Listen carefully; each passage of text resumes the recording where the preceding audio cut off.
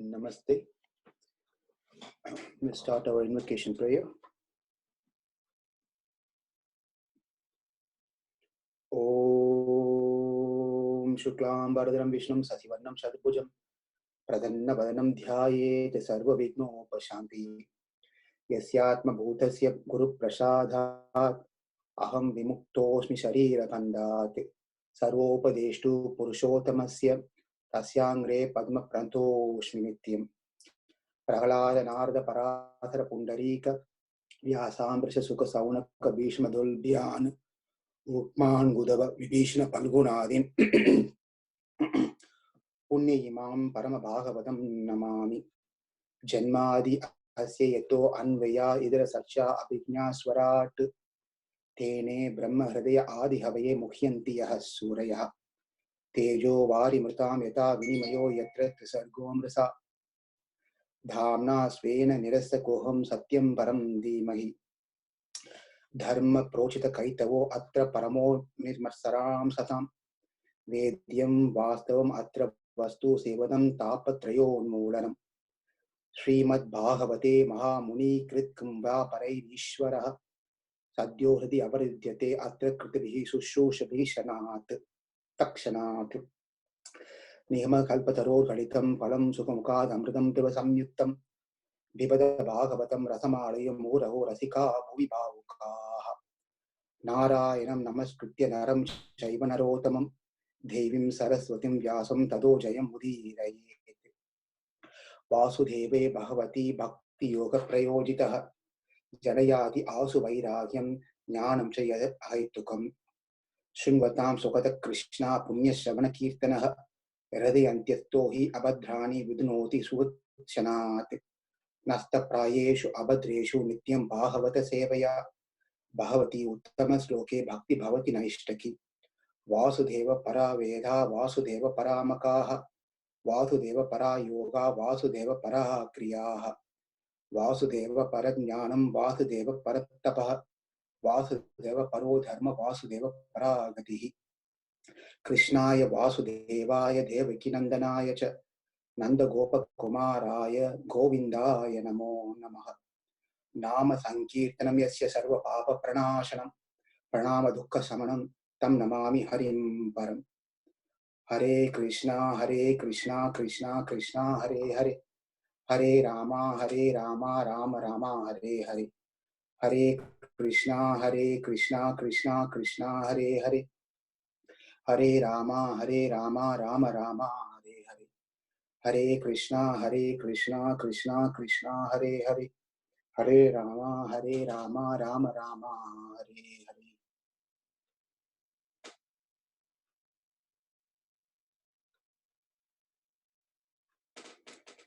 Hare Krishna, kindly please mute your phones and videos, and if you have any questions, you can unmute them and you can ask questions. In the Bhagavatam, it is said that we are going to see pretty soon that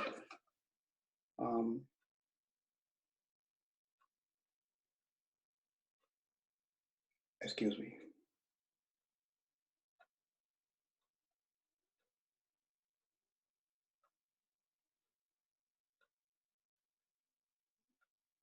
I'm sorry. Someone is trying to get into the call. They're asking some information. Sorry. It is said, Shravanam, Kirtanam, Vishnu Smaranam, Pada Sevanam, Archanam, Vandanam, Dasyam, Sakyam, Atmanivedanam. Iti Mumsar Pita Vishnoho, Bhakti Chin Navalakshanaha. It is said there are 9 processes of devotional service that is mentioned in the Srimad Bhagavatam. In that 9 process, Shravanam and Kirtanam are, and in remembrance, Vishnu Smaranam, or placed on the very first.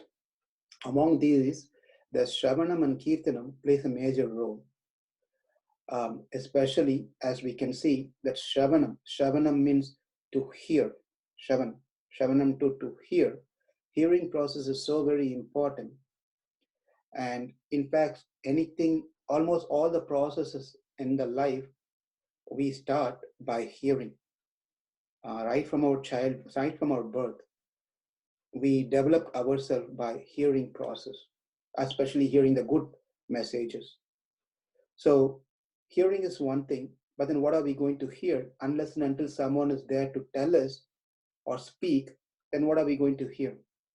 Therefore, it's our fortune that here Shukadev Goswami, Sutta Goswami, and of course Vyasadev, they have all spoken these wonderful Srimad Bhagavatam. And all we have to do from our side is somehow or the other hear the message. So hearing and chanting, or hearing or reciting, they go hand in hand. It's together. So in the world, there are currently 8 million. The population of the world is 8 million.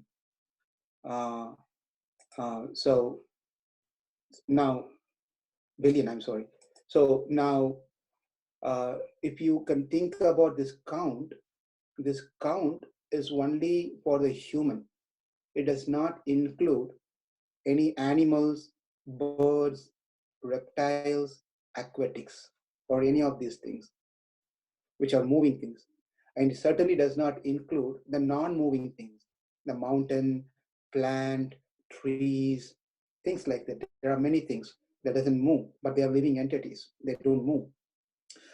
And there doesn't include, certainly does not include those things which cannot be seen. Many things are not seen that's going around in the world. We can see that they're all serious disease. It's all, there are living entities that we cannot see them at all. So this count that we have, the world population count, does not include many things.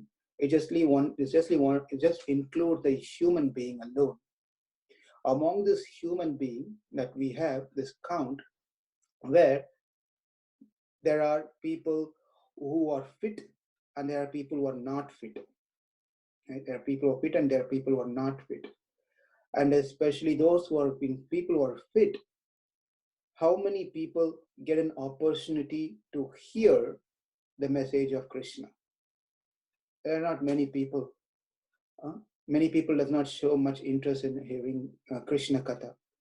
Therefore, it is important that we understand how fortunate we are as of today, that our ears, eyes, all these faculties are still working and functioning. We should be very thankful for every single moment that things are working fine. And as things are working fine, we just have to make sure the working faculties are used in the right direction, in the right place. If it is not used in the right place, then again, we are misusing these faculties. Unfortunately, many people does not take this process of bhakti and they're misusing it. And in today's session, we will see a lot of things as time permits again. Hopefully we can get to that point. We'll see how the instructions are given, that how one should utilize their body in a proper way. So in what we are discussing right now is Canto 5. In the Canto 5, the discussion where we had last Saturday, is trying to learn more about the stories of Bhagavatas. So Bhagavatam is a literature where it talks about the Lord's, the Supreme Lord's various activities. And also it talks about Bhagavan and Bhagavatas. That's called Bhagavatam. Bhagavatam is a combination of Bhagavan means the Supreme Lord's avatars, pastimes, and also the pastime, I'm not going to say pastime, also the life of the great devotees, So that is what the Bhagavatam contains. So when we hear these wonderful life stories of Srimad Bhagavatam come through the Bhagavatam, then we'll know how many people have cultivated bhakti towards Krishna. So in this line, we've been seeing the Priyavrata, who is brother of Uttanapada, and that story has to be continued. And in this, where Raja, the Parikshit Raja, is asking to Shukadeva Goswami, Priyavrto Bhahavata Atmarama Katam Muni Grihe Aramatma Yen Mulaha Karma Bandha Parabhavaha Karma Bandha Parabhavaha, where he says that the Priyavrta, the great king, is such a realized soul, then why did he get entangled or get into the family life? Get into the family life. So these are some of the points that we discussed in the last class, and we saw that how that does anyone remember where we stopped last class, last session? Can someone help? Where did we stop? Hare Krishna, this is Kiran. Can you hear me? Yes, Kiranji. We stopped where Lord Brahma advised Priyavrata to marry and enter the Grihasthasrama. Thank you so much. Thank you. Thank you, Kiranji. So here, now Priyavrata was having a conversation with Narada Muni, and while Narada Muni was talking, and at the time, Lord Brahma, he appeared. When he appeared, he came with many, many other great sages and many, many great people from a different planetary system. They all arrived over there. They arrived, and then Brahma gave an instruction to Priyavrata that he needs to get into administration. He needs to take up the role as a king and then have a family and lead life. Now, this is a very important, critical turning point in his life, Priyavrata's life. He had a set goal. He had something that he wants to do. Now, his direction is being changed. Now, isn't it very hard for us when we have certain ideas and certain thoughts, and then someone comes and tells that this is what you need to do? Won't it be little disheartening, discouraging? Well, here, Priyavrata was completely free of any of those emotions. He was happily accepting. The only reason that he accepted the instructions or the recommendation given is because it was given by Brahma. Not that a Jack walking on a street coming and telling Priyavrata to do something. So likewise, even in our life, we might be having and wanting to do something in our life, but God may have his plan, right? God may have his own plan. When certain things happen in our life, then we have to be accommodative in a way that we accept that is going as per God's plan, right? There's no choice for us at times. We may have choices, but then we have to understand this is what has been God wants me to do. Therefore, let me take up this and do it, right? Not, you may ask a question, well, God never comes and talks to me, right? So some of us are not that level or fortune where God comes and talks to us. But then we should understand God speaks through his devotees. God speaks through the literatures, the shastras, the dharma shastra.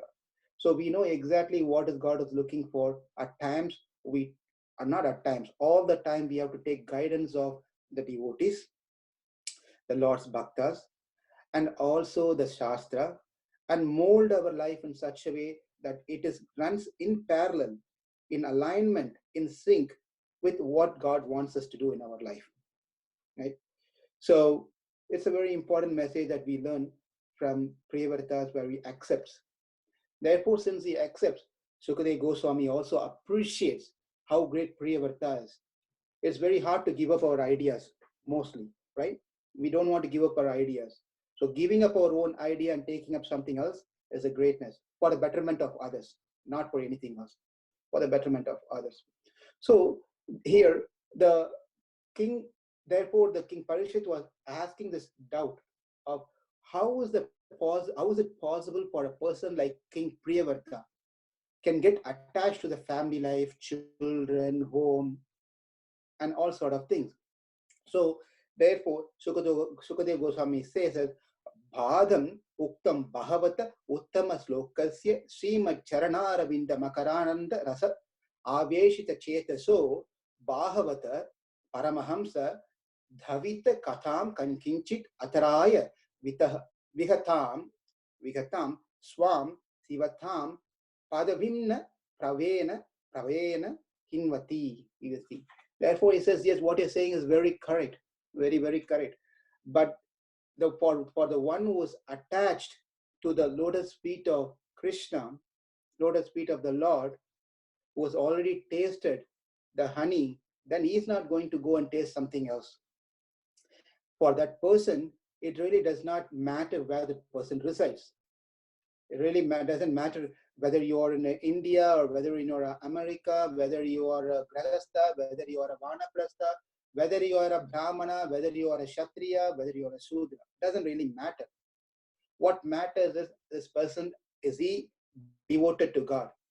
If the person is devoted to God and the person who's already tasted the honey, the lotus feet, the nectarian lotus feet, or tasted the stories and pastimes of Krishna, this person is not going to go anywhere else.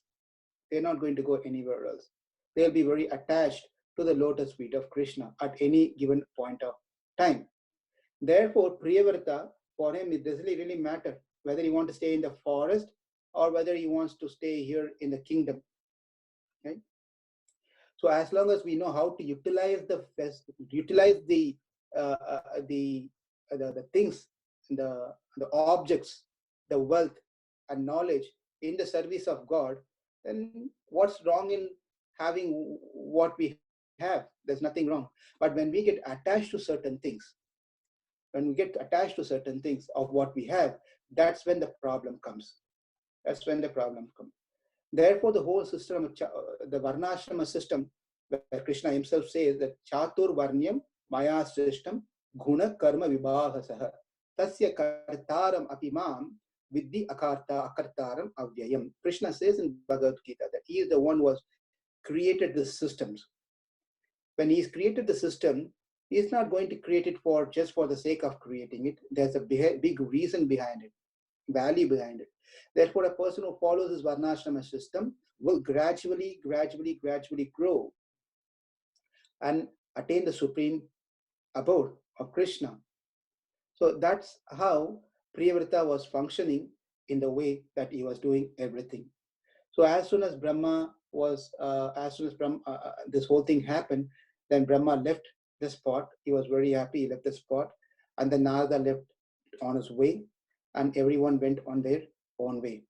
So now Priyavrata, after hearing everything, then he took up the responsibility. And he started ruling the kingdom. He also married to a daughter of Vishwakarma, Barhishmati. Her name was Barhishmati. He got married to Barhishmati, and he got 10 great sons. Just exactly magnanimity and quality and character and appearance, everything, they were equal to their father. So they were all very nice children, and life was happy, and they were going on. And out of the 10, the 3 of their sons, Kavi, Mahavira, Savana, those 3 sons took up brahmachari life. They took up brahmachari. It's an individual choice. However one wants to lead their life, they can lead so. So therefore, those 3 took a brahmachari life. Whereas the other sons, they stayed back. And they were assisting their father.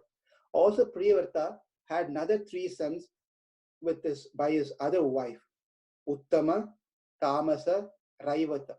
They were all later become the in charge of Manvantra. The 14 Manvantra, they were all part of this one.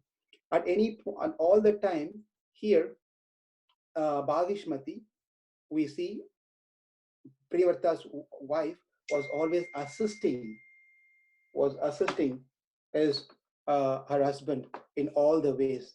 And throughout Bhagavatam, as we are seeing, we will see that how woman plays a very, very major role in the society. Without women's support, one cannot really do anything. Therefore, in the literature, they are given that at least 21 different identification or names are being given for a woman. So we will, how important a woman in the society is. For example, just to name few, the women are called stri. Stri. Stri is one who has got married, and stri means one who can one who can generate progeny, the one who can give progeny. So therefore, she is called stri. Yoshitu. Yoshita means one who connects husband and children. She being a bridge between a husband and a child. Therefore, she's also called as Yoshitu. Abhala. Abhala means she who is depending on someone's help, especially a man's help, physically. So physically she needs help. Therefore, she's called as Abhala. Nari. Nari means one who captivates her husband by her good qualities. Therefore, she's called Nari. Now, also there are many things. We can just go on, there are 21 at least. But just to name these few things, for example, it is also Dharma, Dharma Patni. Dharma Patni means where a person follows the Dharma herself, and also she makes her husband follows the Dharma. Therefore, she is called Dharma Patni. Vaduhu. Vaduhu is where one who looks for, search for the bride, groom. So therefore, she is Vadhu. Pratipa Darshini. Pratipa Darshini means one who thinks out of the box. Usually men are very much focused on their job, going out and coming, and they're pretty much focused. But then the women of the house, they always think out of the box for the welfare of the family. Therefore, she is called Pratipa Darshini. Now, she's also called as Vama. Bhama means one who gives pleasure to others, those who associate with her. Pleasure means she's so sweet in talking, she takes care of the guest very well, she respects everyone, right? Therefore, she's called Vama. Vanita means one who attains her husband through a proper marriage. Mahila. Mahila means one who is worshipped and respected. She has been worshipped and respected by the other family members because of her character. Now, Bharya means one who carries. This is interesting. Bharya means one who's been carried by her husband. Well, this is not literally carrying the wife. That doesn't mean here. Bharya means one husband carries the wife, which means by heart he gives value to his wife because of our wonderful behaviors and qualities. Therefore, she's called as Bharya. Now, Kudumbini is another one. Kudumbini means one who lives with many family members, right? Nowadays, we don't see that's happening. As soon as people get married, they want to have a separate house. No more we see people living with, parents, in-laws. It's become a more of husband and wife, my children sort of thing. There's no any sort of Kudumbini here. Everyone is focusing on their self here. But these are some of the nice quality when we read this beautiful names of how a woman is called, then we can understand what are the characteristic of a woman. Now, there's another thing is also mentioned for women is Purandri. Purandri means one who holds or carry the city. The one who holds and carries the city. Here, the city doesn't mean St. Louis or whatever the city is. A woman cannot hold the city of St. Louis. What does it mean? The family is a city. It contains many types of people. Many characters are there within the people, within the city. Children is a character. Husband is another character, right? And then if at all you have your mother-in-law, your father-in-law, your sister-in-law, your brother-in-law. So there are different characters are within the family. She holds the family together, right? Therefore, her name is called Purandri. Sucharitra. Sucharitra is another one, which means her biography, her life is so nice to hear. Right? It's not a hidden secret. How she was brought up, everything is very nice. So, of course, we can go on with this one, but I just want to mention few points here, how that women plays a major role in men's life. If women is not dharmic, if the women is not supportive, the men cannot do anything.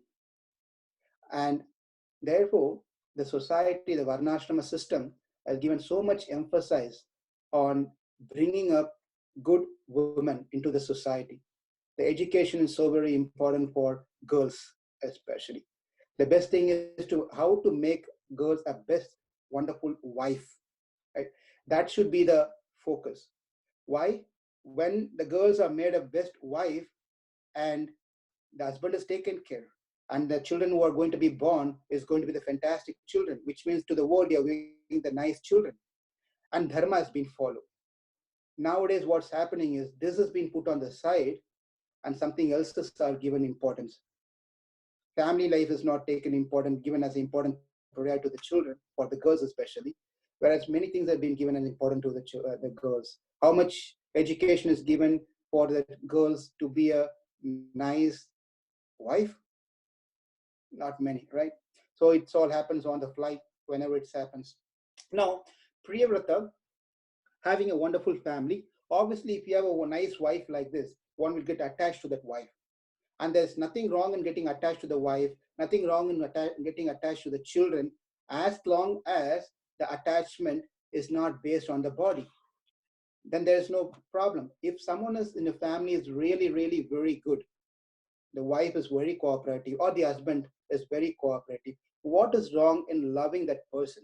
There's nothing wrong. So that is why there's a Grahastha ashram.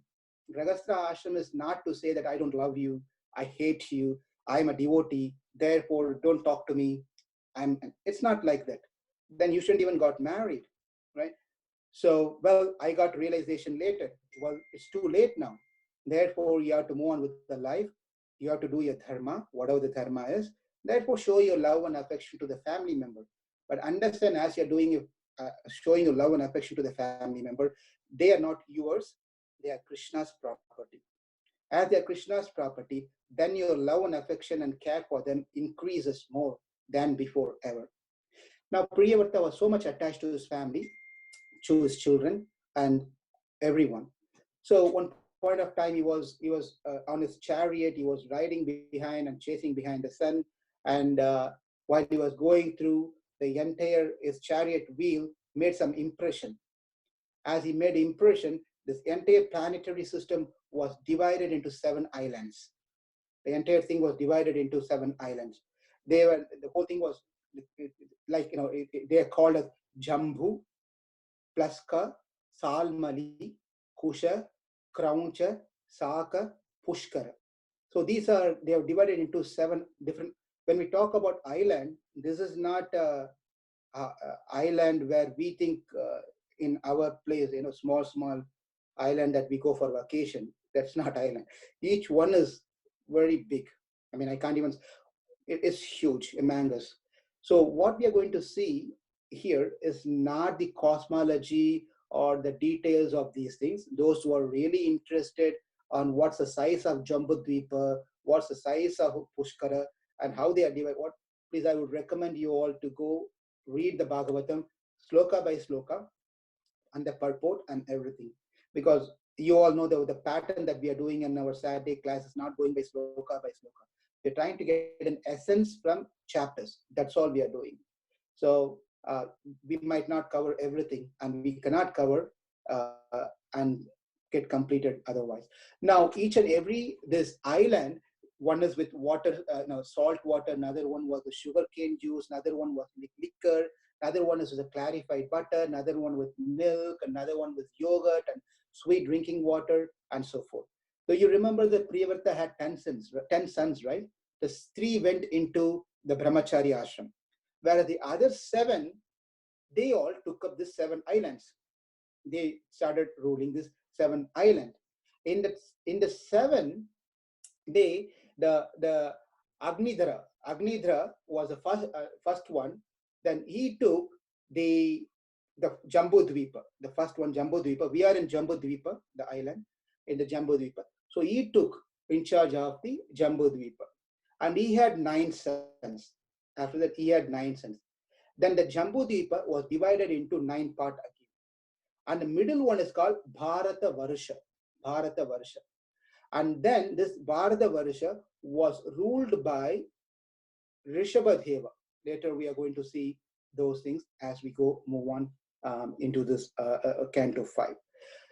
Now, this is how this whole thing was divided.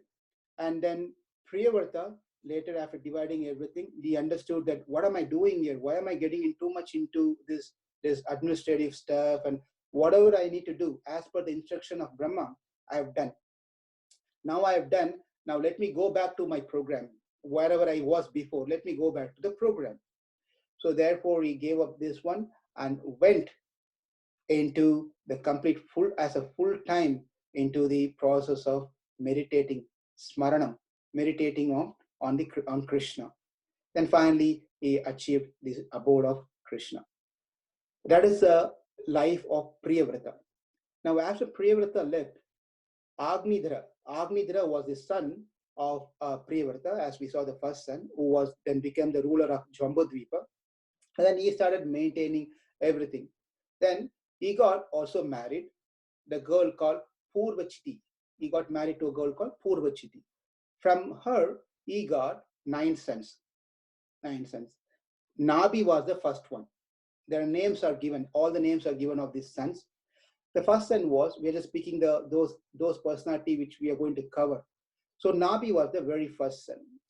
Nabi is, as Nabi was growing, he grew up and then he got married. He became the king. Then he did not have a child. Meru Devi was his wife, but then he never had a child. Therefore, when the king does not have a child, it's the biggest thing for them, right? Therefore, he was doing a puja. So he was doing a puja. He invited the Brahmanas. He requested the Brahmanas to do a special puja so that he can have a son, a successor for him. So Nabi was seated in the arena with his wife, and then all the priests, the Brahmanas, were also gathered there. They were all sitting there and they were doing the puja. As they were doing a puja, amazingly, the Lord himself appeared right on the spot with 4 hands. The 400 Supreme Lord Narayana, he himself appeared right over there with his 400. Now, when he appeared, it was so nice to see him, how he was with his yellow silken garments. He was carrying a conch shell. He was carrying a lotus flower. He was carrying a disc and club. And he was wearing a beautiful Kastubha mala, and then Vaijayanti mala, and then anklets, armlets, necklace with pearl necklace, and a belt around his waist, golden belt with studded stones beautifully, the bangles, beautiful earring with a fish shape, nice kiritam, the helmet, and all these beautiful ornaments. You must be wondering, how many times are we hearing the same thing of what the Lord was wearing? Are we not, since we started this Bhagavatam, have we not seen how the Lord appears? Have we not seen what he was wearing? We have seen this several times. But repeatedly we hearing these things in the Srimad Bhagavatam. The reason is because, very simple reason, then our mind get attracted to the lotus feet of the Lord. We start imagining about these things. In the mundane world, even in the mundane world, if you talk about someone, then we want to see that person, isn't it?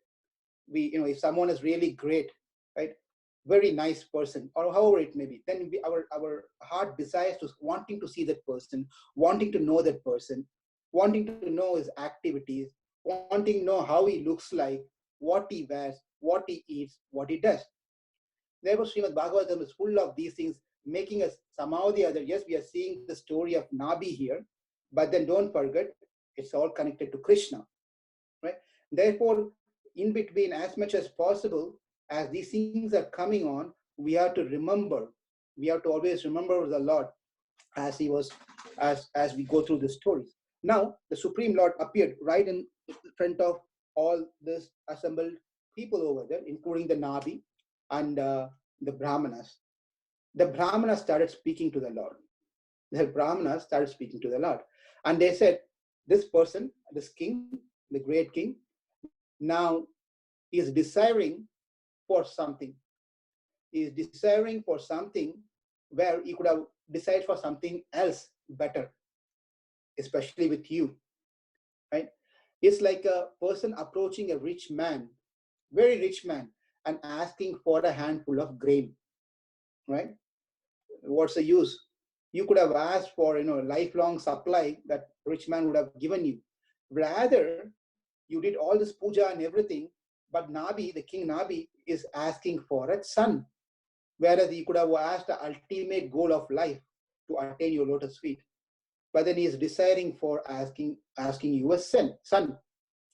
That's how the Brahmanas are speaking to Vishnu when the Lord Vishnu appeared in front of them. And in between, as the Lord appeared to satisfy the puja, the prayers of King Nabi, the Brahmanas, they started worshipping also. Because when you get a chance, you need to rush through. And sometimes what happens, this is something very important. Now the puja is done. Please listen this one. When the puja is done for King Nabi, the priests are the one who did the puja. They did for the King Nabi so that they can get a son for King Nabi. Therefore, the puja was done very nicely. The Lord, who was satisfied with the puja, he personally came down. Now that since the Lord himself appeared directly, now the Brahmanas understood the Lord is going to satisfy the prayers of King Nabi. Is going to get a son, but then in between they inserted their prayers also. Right? What did they pray? They prayed, "Let us, my dear Lord," the Brahmanas are praying, "My dear Lord, let us remember you at the time of death." At the time of death, it is easy for us to chant now. It is easy for us to do anything now, but can we remember you at the time of death? It's a very important thing.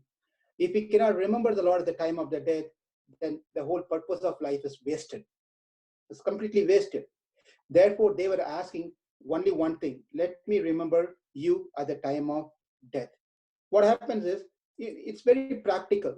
When we are walking somewhere, or we are stepping down from our staircase, we slip. Immediately we slip. What are we calling out? Are we calling out Krishna's name? Are we calling out God's name? Are we calling out, hey, hey, oh, hey, I don't know, whatever the crazy sounds that people usually make when they fall off? None of those sounds are going to save us, right? And we don't know what is that we are going to utter at the time when we are in difficulty, very difficult, at the time of death, or any difficult thing happens. So the prayer that these Brahmanas, or the request, the benediction that they are asking is nothing else. Let us remember at the time of death. That's all we are looking for. Now, the Lord was very pleased. He said, "What is that you are looking for?" And then the king requested that, "My dear Lord, I need a son." Here's another punch. He said, "My dear Lord, I want a son. Now, that son needs to be like you." Right? So he's saying to Vishnu, "I want a son like you." This is what King Nabi was asking. And then Lord was smiling. When the Lord smiles, is very beautiful, unlike how we smile. He smiles very nicely. And he said, "I'm very pleased by your prayers.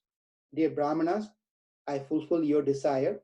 And I'll also like to fulfill King Nabi's desire. I'm very happy. But the only problem with this is the king has asked a son like me, right? And that is not going to be possible. That's not going to be possible. There cannot be a second person like me, because Brahman is one. Brahmam Okate, there's a beautiful song. Brahmam Okate means God is only one. Brahman is only one. Brahman cannot be two. Right? Brahman cannot be two. So, sometimes people say that this is God and that is God. Everyone is God. You are God. I am God. Right? It's not like that. God is only one God. There's only one God. And that is also we learn from Bhagavad Gita. Very important is, if we want to call yourself a follower of Sanatana Dharma, very simple. if you want to call yourself a follower of Sanatana Dharma, and again, Sanatana Dharma is not restricted only to the one who are born into an Indian family. Anyone can adopt Sanatana Dharma. There's no problem with that one. But the point here is, if anyone who calls themselves to the follower of Sanatana Dharma, we have to see that, have we read Bhagavad Gita?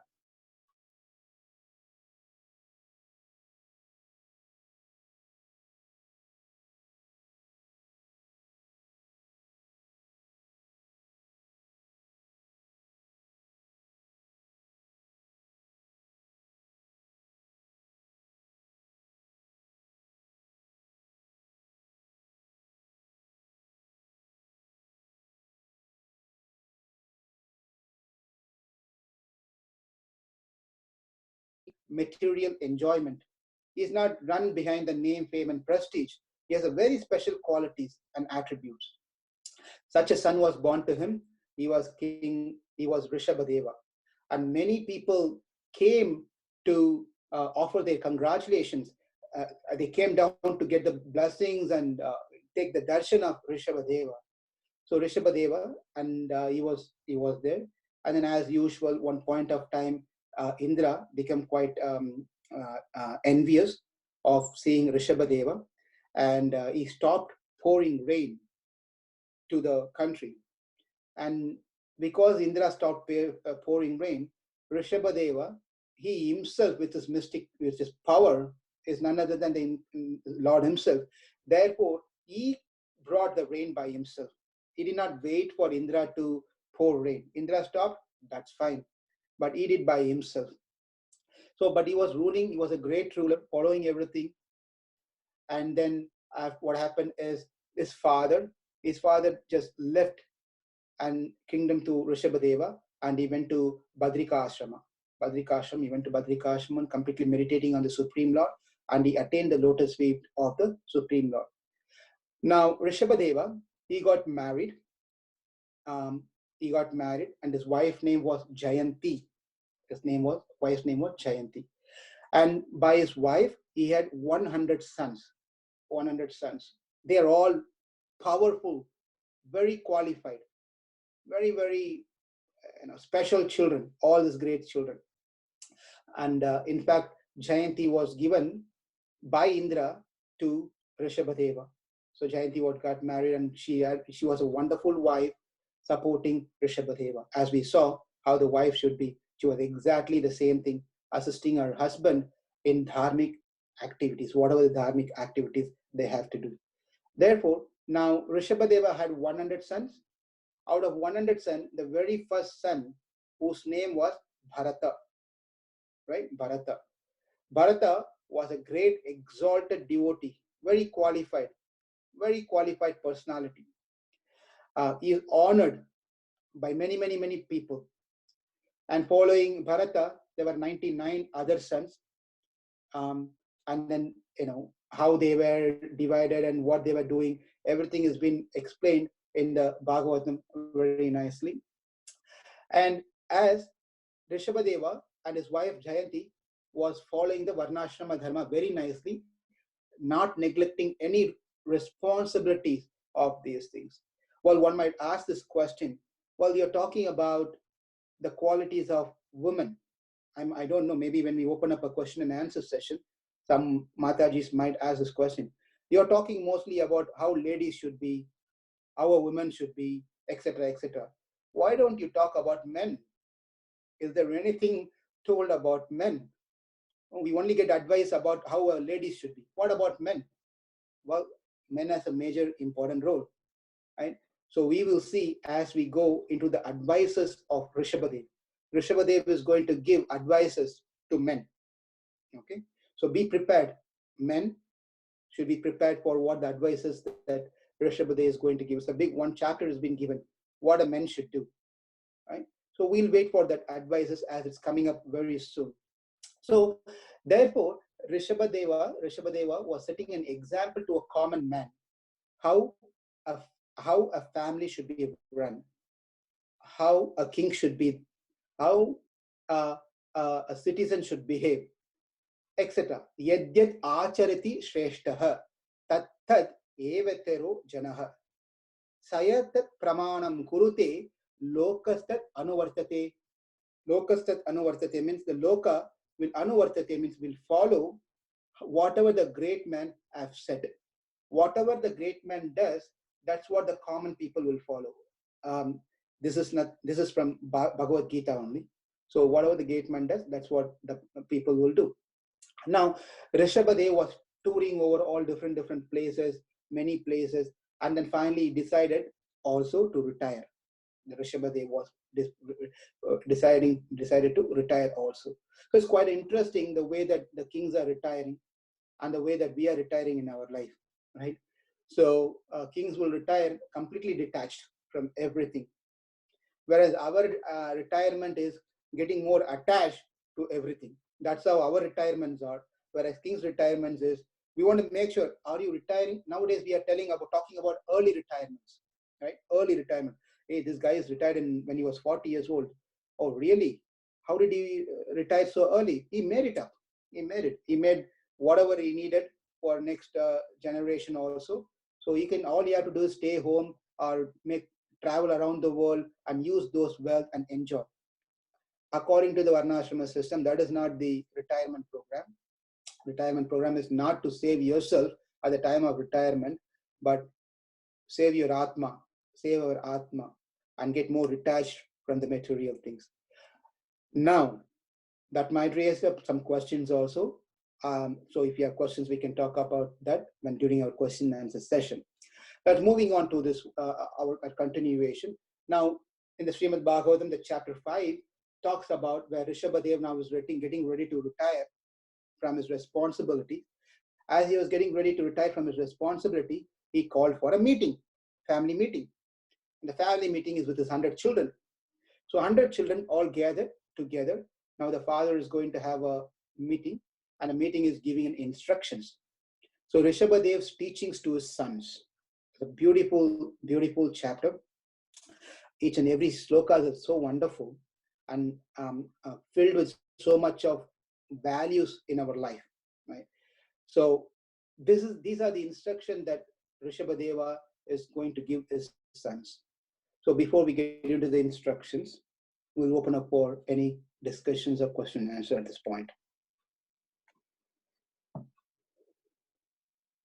Please don't ask me questions like what is can you tell me son of 68th son of Rishabhadev. I don't know. I don't know such answers. Don't challenge me with those questions.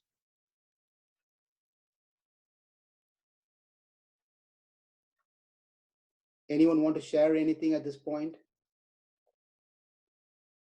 Any questions?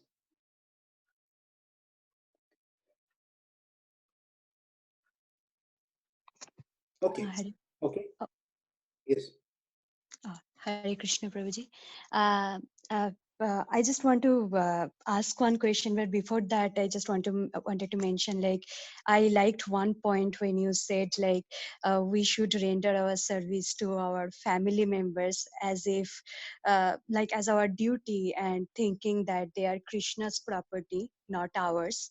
So I really like that, because if we can really think in terms of that, all of our practical problems can be solved. Because when we think that he is my property, like my husband is my property or my wife is my property, then expectation arises, and then expectation mismatch arises because of that. So if we think that, if we can really think that, no, my husband is Krishna's property, or I am Krishna's property, then this problem can be solved.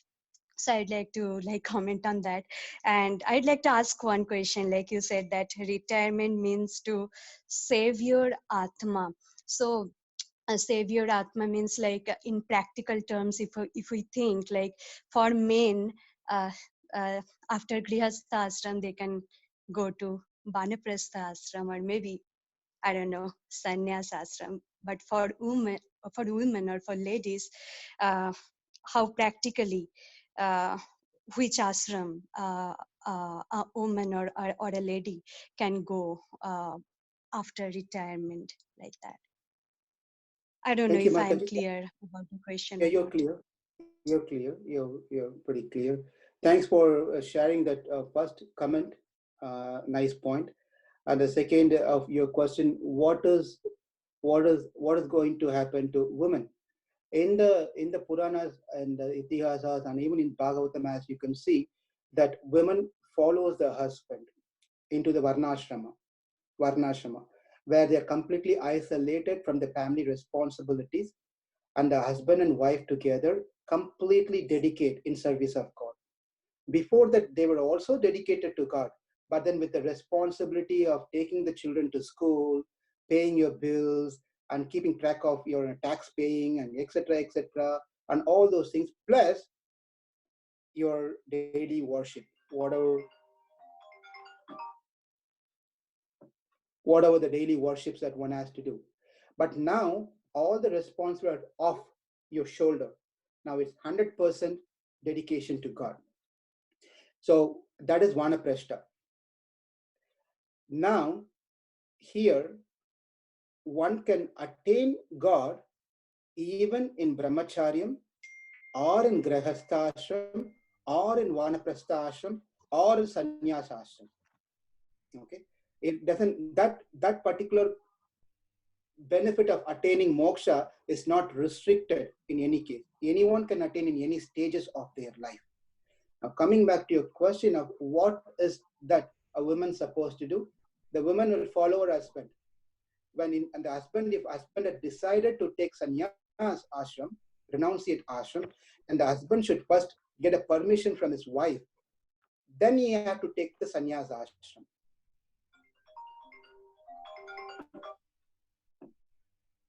Then he has to take up the sannyas ashram. If the wife does not give permission to the husband, then husband cannot take sannyas ashram. Provided that the wife is giving permission to the husband to take sannyas ashram, then it's husband's responsibility that not that he leaves his wife in the middle of the forest, rather he makes all the arrangement that's needed for his wife to continue and be protected, right? Either his wife is given into the shelter of his son or someone who can take care of the wife. And in that way, wife continues the rest of her life dedicated to God. It does answer your question.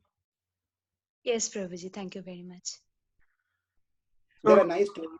The Brihadaranyaka Upanishad also talks about the same things, but where a rishi who want to take sannyas, and the wife says, "I will also come with you," and the husband says no. And that's a beautiful story, which is the outcome of that is called the Brihadaranyaka Upanishad. You want to hear that story? So, Prabhu, there are other questions coming. Okay, we will wait for other questions then.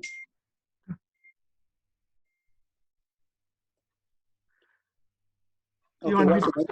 Yeah, so the first question is from Sangeeta ji. She's asking that is there anything specific about attachment as parents, husband, and kids are property of Krishna? Why should not we get attached to them? That's the first question. And then we have another question also from Hiranji. Is Rishabh one of Vishnu avatars? And if so, what's the purpose of his avatar? So those are the two questions. Okay, the first question is trying to understand the first question. Since the parent, husband, and kids are property of Krishna, why should not we get attached to them? That's from Sangeeta ji, the sister. Okay. In the Upanishad, it is said, Nava are patyuh kamaya pati priyo bhavati. Atmanastu kamaya pati priyo bhavati. Nava are jayaya kamaya jaya priya bhavati. Atmanastu kamaya jaya priya bhavati. Nava are putranam kamaya putraha priya bhavati. Atmanastu kamaya putraha priya bhavati. And it goes on. Beautiful. It says that, please understand, the pati, husband is not yours. Understand, wife is not yours. Also understand that children is not yours. And it goes on, list goes on and on and on and on and on and on and on. And then finally it says that Nava Are Sarvasya Kamaya Sarvam Priyam Bhavati. Atmanastu Kamaya Sarvam Priyam Bhavati. Atmavare Dristavyaha Srotavyaha Mantavyaha Niditya Maitreyi Atmavare Darshana Shavanena Matya Vatnata Idam Sarvam Viditam Iti. It is said that please understand, you think that husband is yours, you think that child is yours, you think your wife is yours. Understand, nothing belongs to you. Everything belongs to the Supreme Lord, Brahman, Krishna. Everything belongs to him. When you get attached to Krishna, then automatically you also show more respect and attachment to the parts of Krishna. That is your husband, your wife, your children, your things, whatever you have. Now, that's how we have to combine these things. Combining this thing is, nothing belongs to me, everything belongs to Krishna. Now that's number one. Now, when everything belongs to Krishna, then I'm also belong to Krishna. Then things, when it belongs to Krishna, then I have to take care of those things which belongs to Krishna very nicely. Therefore, there are some attachments obviously involved. But that attachment is not based on just the body, but based on keeping Krishna in the center. When we have that attachment, and that attachment is completely accepted attachment, there is nothing wrong in having that attachment. But you remove God and try to connect, have your attachment directly with your husband, with your child, then that attachment is going to end up in misery, sadness. When you have God in the center and attach everything together, then there's no problem in having that attachment. Does it make sense, Sangeeta?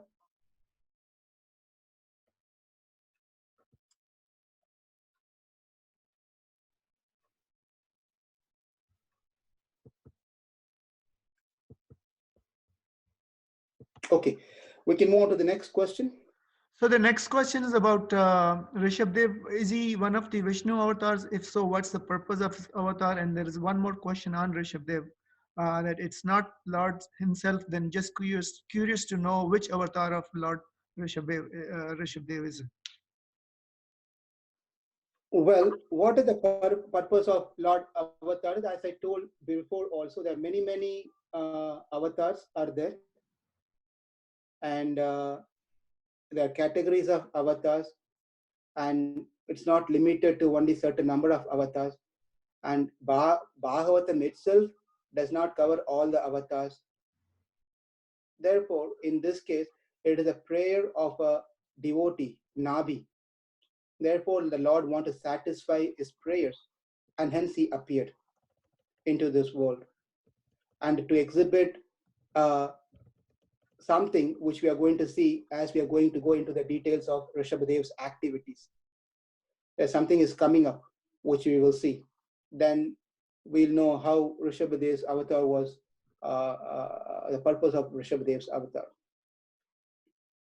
Okay, the next question is... Okay, so the next question is, how do we connect I think it's going back to your first question from Sangeeta ji. This is a follow-up question from Kunti ji. She's asking, how do we connect this attachment to the detachment spoken in Bhagavad Gita? How do we connect the attachment to the detachment? Well, it's very simple. When we get attached to the instructions of Krishna, then that is called detachment. When we get attached to the ideas of our mind, and that is obviously an attachment, our own attachment. So if you get attached to the instruction of Krishna, that means giving up your own ideas. If Krishna says, follow Varnashrama Dharma, which means you have family members, you have to go to work, you have to earn money, everything, which means there is some sort of level of attachment is involved. But I'm just doing this because Krishna has told me to do it. That means you're functioning in a detached mode. Like Priyavrata, for example. He was highly qualified to renounce everything. But Brahma has told him to continue and follow the Varnashrama system. But he did it. When he did it, he was attached. He was attached to his family member. He was attached to his citizen. He was attached to his whatever he was doing. But his attachment is based on the instruction given by Brahma. If Brahma appeared in front of him again and told him, Priyavrata, this is good enough for you. Now I'm again telling, give up everything and take up sannyas. What would Priyavrata do now? Is he going to tell, well, no. It's too late now. I'm deep into the well. Anta Kupam. I'm deep into the dark well. I cannot come out. This is my wife. This is my children. How can I give up them? If I don't do this one, who's going to take care of the kingdom? None of these things would have been even a discussion over there. If Brahma said, leave the spot, he's going to leave the spot right away. And that's how the detachment comes on the instruction, getting ourselves attached to the instructions of the authority, instruction of what Krishna is telling. Hope that answers your question, Kuntiji.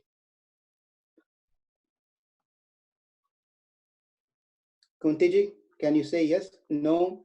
Yeah, Kuntiji, unmute yourself, please. Yeah, thank you.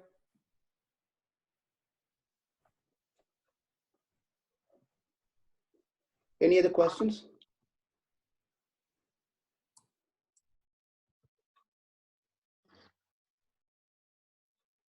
Okay, if there's no other question, I think before we get into the instruction of Rishabhadev to his son, we just have a few minutes left. I'll just tell this, since this question has been asked by Priya Mataji, and also Kuntiji's, and also Sangeeta, I think it's all related in some way or the other. And this small Upanishad related story will help. Yajnavalkya was a great rishi. So he decided that he wants to retire and take up sannyas, fully dedicate himself. So he had a couple of wives, 2 wives. And Gargi was one. So he decided before he takes sannyas, he needs to get permission from his wives. And therefore, he went to his first wife. He went to one of his wives, and he said, I'm going to take sannyas. So do I have your permission? And the wife said, well, I have no problem you going taking sannyas. But then what about me? Well, I already planned for you. I've divided whatever I have into 2 parts, one for you and one for the other wife. And as the rishi said this wife became very satisfied and happy. And she said, all the best, go for it. And he got the permission from his one wife. Then he went to the second wife. He went to the second wife and he asked this question, same question of, I got the permission from the other one. Would you please also give your approval so I can retire from the family life and dedicate myself in dhyana on the Supreme Lord? And this wife, unlike the other one, was quite mature. And she said, well, why are you leaving me and going? If you think that giving up whatever you had and going to take something else, that means for me, you can only give up something if you're going to get something better. Say, if I'm going to give someone on the way, I'm just walking on the street, driving on the road, I see a homeless person. If I take my wallet and give $100 to this person, I can only confidently, courageously, bravely give this $100 to this homeless person because I have $1,000, $10,000, whatever it may be. Because I have something else, I'm giving up the lower thing. Likewise, this wife asked the question, if you're going to give up all that you had and you're going away, that means this should be tucham. Tucham means lower thing. And what you've been hankering and wanting to go for should be higher thing. Therefore, I will follow you. I will also want to follow you. Give me that one, what you're going for. So she was quite brave and intelligent woman, right? So Gargi was asking this one, and then husband became very, very happy. And he became happy. Then he said, I'm going for Brahma Sukham. I'm to satisfy Brahma. Brahma means the Supreme Lord, Sri Krishna. And you will also get that. And therefore, he said this particular same thing, that no, you think I am your husband, and I think you are my wife, and we all think this is our children. And then none of us belong to each one. I am not your husband. You're not my wife. I am not the father of this child. This child is not, I'm not my child. So then what is all this thing? We are all properties of Krishna. That's how he says. Brihadaranyaka Upanishad says, we are all properties of Brahman, Krishna. Therefore, when you understand this one, then you know why we are all gathered together in this world. Then what's the purpose of we being here as husband, wife, children? Why we have to work through all this thing? Just because, for one reason, that dharmam should be followed. What is the dharmam? Dharmam tu sakshat bhagavat pranitam. It says that ultimately we all come together as husband, wife, children, parent, etc. to understand God and cultivate bhakti and finally return back to God. And as we are doing this, we work as a team, not as an individual person. I help my wife, the wife helps the husband, husband, wife as a parent help the children, and as they help their parents. So it's a combined team effort and work, understanding together and working together to the one goal in the life. One goal is to return back to God by pleasing Him in the process of bhakti. I hope this helps and answers most of your questions and able to connect what we are seeing here with Bhagavad Gita as well.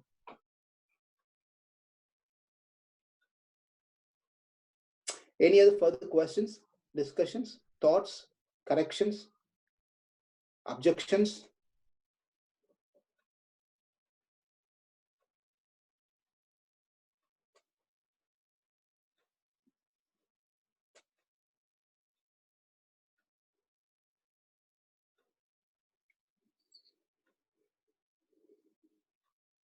If there's nothing else, kindly please go through these chapters. These chapters are in Srimad Bhagavatam. You go to vedabase.io and then you can see a lot of books over there. And you can click on the Bhagavatam, Srimad Bhagavatam, and then that opens up another page and click on Canto 5 and you will see everything there. Whatever I'm saying, whatever we are talking is nothing new. You can read by yourself. You can understand by yourself. But the only idea we are doing this together is as we do this together, it enriches and helps us to develop and grow faster. If we do it individually, separately, the progress is still there, but it's gradual, little slow.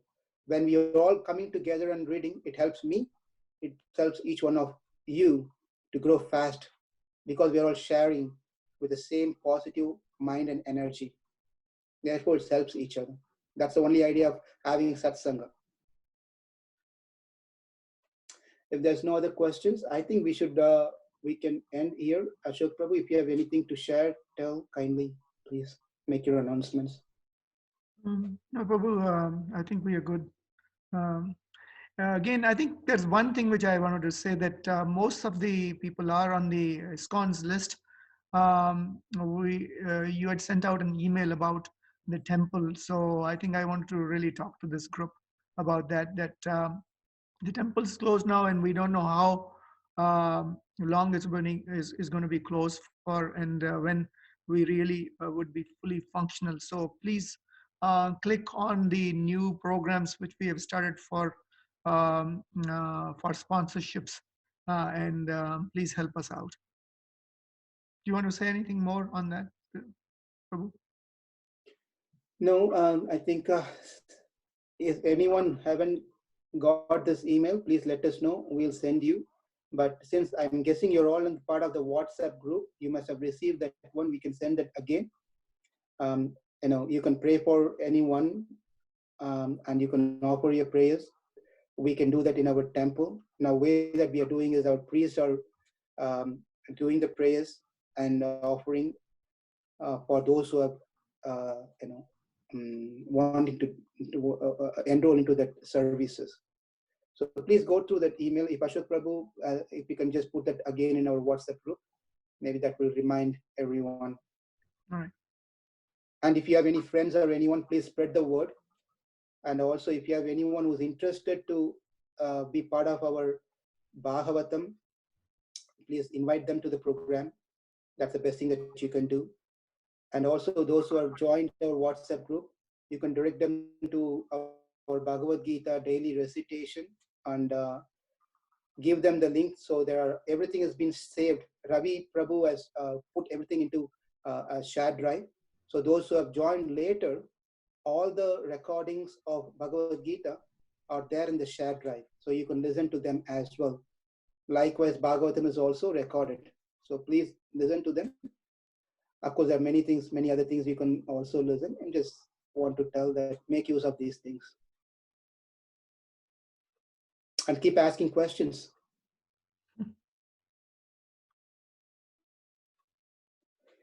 Thank you all very much. Have a wonderful weekend, safe weekend. Hare Krishna. Hare Krishna. Hare Krishna. Thank you. Hare Krishna. Hare Krishna.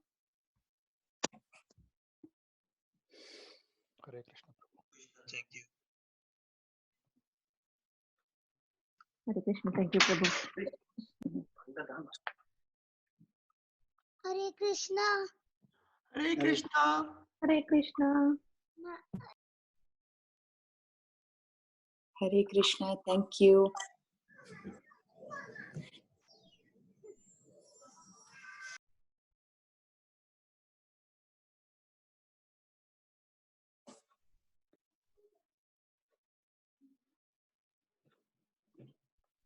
Hare Krishna, Prabhu. I'm disconnecting call. Hare Krishna.